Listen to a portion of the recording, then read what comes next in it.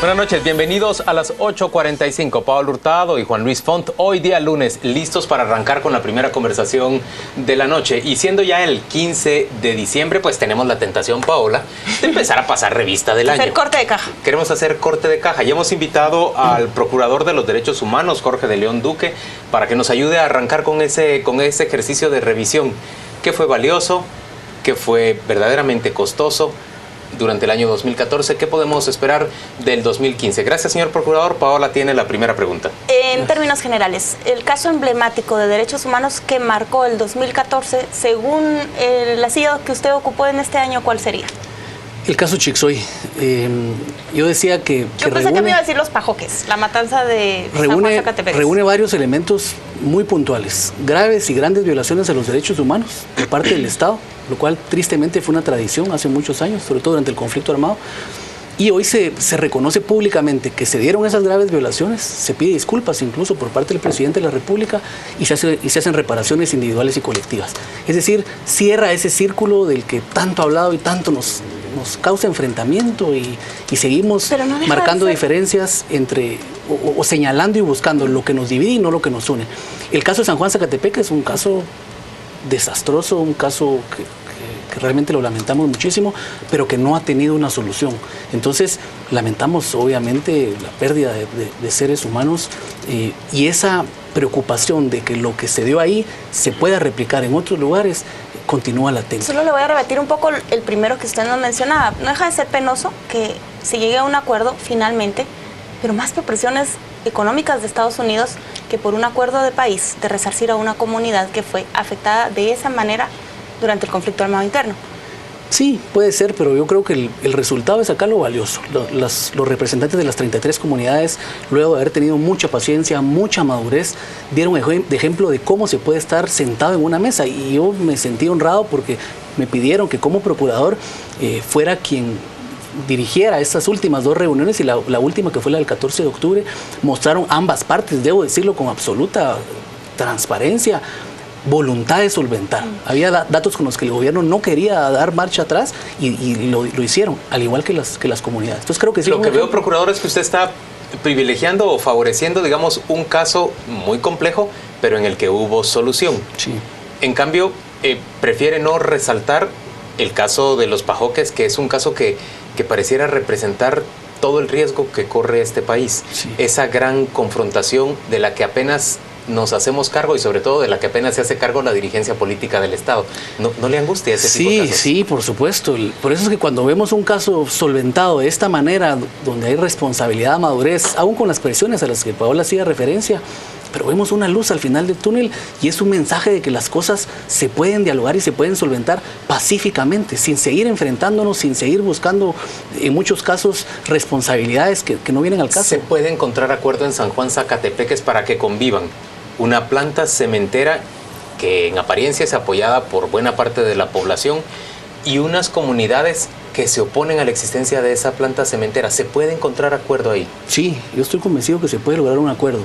De hecho, hace aproximadamente un mes tuvimos una reunión en la que fuimos invitados de nuevo como testigos y hubo una serie de solicitudes y de planteamientos de los líderes de estas comunidades, donde decían que podrían incluso aceptar muchas de estas situaciones a las cuales se han opuesto, pero que querían algo a cambio. Y están en todo su derecho de pedir. Yo siempre he dicho que... ¿Usted ve margen de negociación? Yo creo que sí. Hay una posibilidad cierta de que estos temas se puedan llegar a cabo con muchísimo chance positivo de solventarlos. Pero en algunos ahí nos topamos con un muro importante. Por ejemplo, a veces, o en muchos de los casos, piden que quiten las órdenes de captura, que ya no haya persecución en contra de tales o cuales dirigentes. Y ahí es donde está hoy el estira y encoge. Pero creo que con voluntad, con responsabilidad, se puede lograr muchísimos de los acuerdos en todos estos temas que en muchos de los casos son originados por algunos proyectos, por falta de información, diría yo, en la gran mayoría de los casos, y que hoy muchos de los empresarios están entendiendo y han entendido ya que hay que informarle a la gente, hay que hacerlas partícipes de estos proyectos y todo caminaría más o menos bien. Entre sus pronunciamientos y condenas morales, ¿puede citarnos otros 5 casos representativos de este año? La condena al ministro de Salud por el tema del déficit del sistema de salud en términos generales. Creo que es una condena importante Hicimos también una condena por el caso del Federico Mora, pero eso fue en el año 2012. Yo diría que el caso del tema de acceso a la información también es fundamental. Por primera vez hoy están en los tribunales como consecuencia de denuncias presentadas por el procurador por haber incumplido con la ley de acceso a la información. Más de 155 municipalidades. De hecho, hace unas 2 semanas fue condenado uno de los alcaldes de Sololá puntualmente porque pedimos al Ministerio Público que se iniciara la persecución y que se castigara. Y vimos con cierto grado de satisfacción de que el sistema de justicia puede funcionar bien. Se le condenó, me parece, 1 año de prisión y una inhabilitación por 2 años. Hoy vamos a volver, por supuesto, al caso del Hospital de Salud Mental, pero yo quisiera preguntarle, usted ha entrado en contacto en este año 2014 con esa organización que se llama Codeca, que es encabezada por una mujer, Telma Cabrera, de la Cintal en Retaluleu, y que es la organización que persigue, ellos dicen que se nacionalice de nuevo el sistema de distribución de energía eléctrica, que se oponen a lo que consideran altas tasas de cobro en la tarifa y que piden, que además llaman a cortar el servicio, a reconectarse y a no pagarle a la empresa. Yo he manifestado mi postura y en algunos casos, o en la gran mayoría, genera controversias, porque yo no puedo como procurador garante de los derechos humanos que tienen que ver con el sistema de justicia. La justicia es un derecho fundamental. No puedo avalar a quienes actúen al margen de la ley. No se puede permitir ni tolerar ese chantaje sobre pretexto de que está muy caro, etcétera. Lo hemos hecho, hemos presentado también acciones por el tema del alumbrado público, que se dan grandes injusticias, pero sí, a la institución han llegado en la dirección de mediación, han habido algunos intentos de mediar, de sentarnos y de solventar algunos temas muy puntuales, pero en el caso de Codeca o cualquier entidad que actúe al margen de la ley, yo como hombre formado en derecho no puedo aceptar este tipo de actitudes que son crímenes, son ilícitos y se deben perseguir penalmente. Usted no nos mencionó en esa lista el pronunciamiento que hizo por la elección de magistrados. Su comunicado fue muy enfático. Usted se unió a esa voz de pedir que se repitiera el proceso. Pero había habido críticas hacia usted porque en su primer pronunciamiento usted dijo que estaba velando por revisar que se siguiera todos los procedimientos y si había algo que hacer, pues iba a ser. O sea, era más tenue, más débil su primer pronunciamiento. ¿Por qué cambió usted una a otra? Y al final, ¿cómo evalúa usted todo el proceso, toda esa oposición que hubo? Todo el proceso tuvo una serie de anomalías que fueron evidentes y nuestra tarea fue durante todo el proceso, que lo seguimos, todo haciendo recomendaciones en cuanto a las tachas, pero a veces no se ve lo que hacemos porque a veces pareciera que hace falta salirlo gritando a los 4 vientos en todos los medios y no siempre ni se da la cobertura ni es del interés del caso. Hicimos las recomendaciones y yo siempre dije que lo más importante era que la Corte de Constitucionalidad resolviera lo que en cada fase estaba sucediendo, porque lo contrario nos íbamos a encontrar con una acumulación de expedientes, la fase ya precluida, que es una de las fases procesales, la preclusión, y que una vez esto sucediera nos íbamos a encontrar en una callejón sin salida. Así es que hicimos las recomendaciones, hicimos el llamado todavía creo que 2 o 3 días antes de mi pronunciamiento final, digamos, pero evidentemente la renuncia y la denuncia de la magistrada fue como la gota que rebalsó el vaso y luego del análisis que hicimos con los abogados, de eso no lo hace solo el procurador, la decisión de salir firmemente censurando el proceso y además responsabilizando al Congreso de la República y a los entes que habían participado. ¿Y usted qué piensa después de ese pronunciamiento suyo y después de la resolución de la Corte, después de la instalación de una Corte Suprema? Entiendo que usted ya visitó al presidente de la nueva Corte, de las Cortes de Apelaciones. ¿Qué piensa de nuestro proceso y de nuestro organismo judicial? Indudablemente el sistema judicial está muy mal. No hay confianza, por eso vemos esas atrocidades que se cometen. Esta niña que acaban de linchar, que acaban de quemar hace unos días, es el reflejo de la desesperación y la falta de confianza que la población tiene en los funcionarios públicos. Eso no me queda la menor duda. ¿Qué sucede? Hoy, pues de nuevo como respetuosos del derecho, aunque no compartamos la decisión de la Corte de Constitucionalidad, tenemos que acatarla y esperar. Hoy le corresponde a los magistrados de la Corte demostrar esa independencia con sus fallos, con su accionar y fortalecer un sistema de justicia sumamente débil que abarca al Ministerio Público, a la Defensa Pública Penal, a la Policía Nacional Civil, y que hoy estamos a la expectativa y ver cómo sumamos esfuerzos, cómo nos unimos, porque esta Guatemala requiere de veras del esfuerzo de todos. Pero yo veo que a usted le piden le demandan constantemente de sociedad civil o de diversos sectores pronunciamientos, en la línea en la que va cada uno. Cuando usted se pronuncia también le critican porque se pronuncia en una línea u otra. ¿Cómo concilia usted en un país como este? Es complejo. Esos pronunciamientos y esas condenas morales. Es sumamente complejo porque en muchos casos hay un reclamo y una petición genuina. Sobre todo el más desposeído llega y dice, procurador, ayúdeme. Quiero que se pronuncie, quiero que condene, quiero que meta a la cárcel a alguien. En fin, hay realmente un desconocimiento del propio mandato. En otros casos hay grupos que se quieren colgar, por decirlo en buen chapín, del procurador y que el procurador tome partido y que se pronuncie en contra de tal o cual, que yo sea el vocero. Luego con alguna empresa que yo lo salga defendiendo. En fin, es casi como un trabajo de un árbitro. Y en un país en el que se violan tanto los derechos humanos, en donde hay tanta injusticia, tanta inequidad, pues es sumamente complejo, indudablemente, y hay una frustración tremenda. ¿Y no le frustra que sus pronunciamientos y que sus condenas, que son morales, usted es un magistrado de conciencia, terminen teniendo poco resultado en una sociedad que se ha vuelto francamente indiferente? Le voy a poner un caso. ¿Acaso no hemos sido indiferentes frente a la migración de menores? ¿Qué significa para esta sociedad que muchos de sus adolescentes, de sus niños, viajen en ese salvaje recorrido que es el territorio mexicano hacia la frontera con Estados Unidos? De hecho, se lo recuerda con Twitter, o que le preguntemos por la ruta de migrante que usted hizo. Usted se fue a una gira. Sí, reitero, es sumamente complejo las denuncias que yo hice. Hubo una respuesta inmediata. Yo denuncié puntos exactos en donde la Policía Nacional de Guatemala cometía los primeros vejámenes y los crímenes.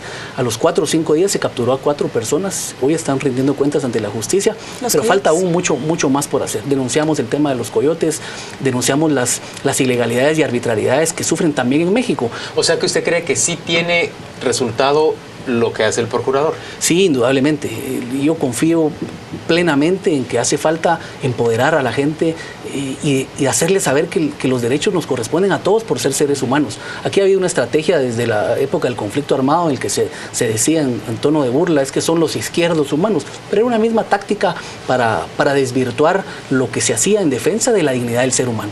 No es casualidad que los países con mayores índices de desarrollo es donde menos se violan los derechos humanos. Hay salud, hay trabajo, hay vivienda. Y para mí como procurador no dejo de sentir una impotencia en muchas oportunidades, ver esta miseria en la que se vive, que 1 de cada 2 niños nacen con desnutrición crónica. ¿Qué esperanza de vida tenemos? Por ello, y un sistema democrático y un sistema republicano que no da resultado, un sistema que sigue creciendo y que la población sigue a la espera de los beneficios de la democracia. No hay empleo, no hay trabajo digno. Pero parece que es imposible evangelizar sobre eso que usted está diciendo a una sociedad francamente indiferente. Sí, nos hemos deshumanizado. Yo decía hace unos minutos que la gente, además hay también un discurso de odio, de marcar nuestras grandes diferencias y no que todos tenemos un mismo horizonte, tenemos un mismo destino, mismos sueños, mismos ideales, pero aquí no se vive dignamente. Y desde el momento en que la gente que ha vivido en condiciones de precariedad no es capaz de diseñar y ejecutar su propio proyecto de vida, seguiremos viviendo en este país en el que hay tanta injusticia, tanta violencia, tanta falta de oportunidades.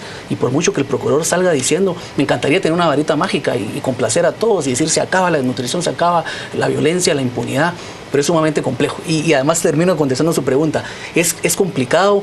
Yo siempre lo dije, yo no estoy aquí para ganar votos y ganar aplausos. No me interesa en lo más mínimo en dejar una institución sólida, eso sí, en además hacer un llamado a la gente valiosa, los que hemos tenido la oportunidad de educarnos, de tener acceso a la educación superior, tenemos una enorme responsabilidad de participar, porque podemos hablar de cambiar sistemas y cambiar, pero si la misma gente es la que participa, los resultados serán exactamente iguales, aunque nos soñemos y pensemos en un país distinto, con un nuevo sistema de gobierno, incluso con una nueva constitución, lo que se nos ocurra. Pero si los que participan son exactamente los mismos, los resultados no van a cambiar, y eso lo tenemos que tener claro. Un alcalde de Totonicapán recibió una condena por negarse a dar información pública, un caso en el que usted intermedió. Sí. Pero un alcalde también, que casualmente es el hijo del presidente de la República, en Misco, no ha cumplido con todos los requerimientos que le ha hecho la prensa ni con las denuncias que se han hecho de denegación de información. ¿Hasta dónde llega su posibilidad de intervenir en negaciones de información como esa? Si hablamos de 2 alcaldes, se supone que los 2 tendrían que haber enfrentado el mismo proceso. Igual. Y sabemos que políticamente eso es inviable. Sí. No debe haber ninguna diferencia. Hay un No procedimiento debería. que establece la ley de acceso a la información, que hay que agotar los recursos, pedir un recurso de revisión, y si este es denegado, acudir y presentar una acción de amparo, y en fin, el procedimiento debe ser exactamente igual ante el alcalde de Misco, ante el alcalde de Sololá, al alcalde de Guatemala. No debe haber ninguna diferencia, y es ahí donde el poder del ciudadano debe hacerse valer. Pero el poder del procurador no topa en un paredón cuando se trata del poder ejecutivo, las altas autoridades. No, de ninguno. De hecho, hemos tenido algunas controversias, algunas críticas que hemos hecho, que es realmente la posición del procurador. Y jamás, y lo he dicho públicamente, he recibido una crítica, una censura, nunca, de parte de ninguna autoridad del Ejecutivo. Algunos ministros quizás sí se han molestado en una oportunidad con el tema de la entrega de los fertilizantes, la condena que hicimos al ministro de Salud hace algunos meses. A algunos no les gusta la tarea del procurador, pero me corresponde fiscalizar. Lo que hemos tratado de hacer, y creo que hemos logrado con éxito, es primero la confianza en las comunidades, en el interior del país. Hay mucha conciencia de lo que podemos hacer. Hacemos un trabajo silencioso, y hoy lo puedo decir con absoluto conocimiento de causa. En todos los conflictos del país piden la presencia del procurador como testigo de honor, como mediador, como facilitador, y eso es un voto de confianza que no podemos desperdiciar, y que debemos encaminarlo. Vía Twitter le preguntan, ¿tiene usted tantos asesores como su antecesor? ¿Se gasta tanto en su procuraduría, en su oficina de procurador, como se gastaba antes? Sí. No, mi primer mensaje y mi primer señal por respeto a la gente fue reducirme el salario. Hoy el procurador gana 50,000 quetzales, 51,000 quetzales me parece, y me lo reduje a la mitad. El mensaje ha sido ese. La realidad que se ha dado en la institución es que, como en todas las instituciones públicas, es que hay mucho contrato por 0,29, por la imposibilidad de pagar prestaciones, etcétera, y es una práctica que todavía la encontré dentro de la institución. Habían 392, me parece, empleados 0,29, hoy hay 144, porque estos 144 hacen la tarea de todos los días. Son oficiales, son notificadores, y no los puedo despedir porque me da la gana.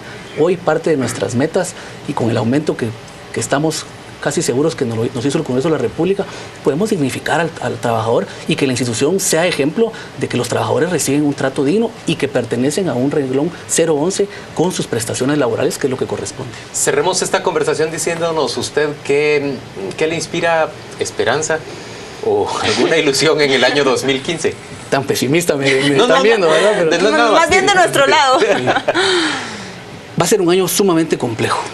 Va a ser un año electoral en el que se habla de que se puede dar mucha violencia electoral. Hay presencia del crimen organizado en los poderes locales. Esto es innegable, pero no podemos perder la esperanza. Cosas buenas tendrán que venir. Creo que este ejemplo, y regreso al caso de Chixoy, nos muestra que hay posibilidades de salir adelante con diálogo, con responsabilidad, con mucha mesura, y anteponiendo al ser humano. No podemos privilegiar intereses económicos, negocios, mientras nos sigamos olvidando del ser humano, y que es el sujeto y fin del orden social, de acuerdo a nuestro pacto social, que es la Constitución.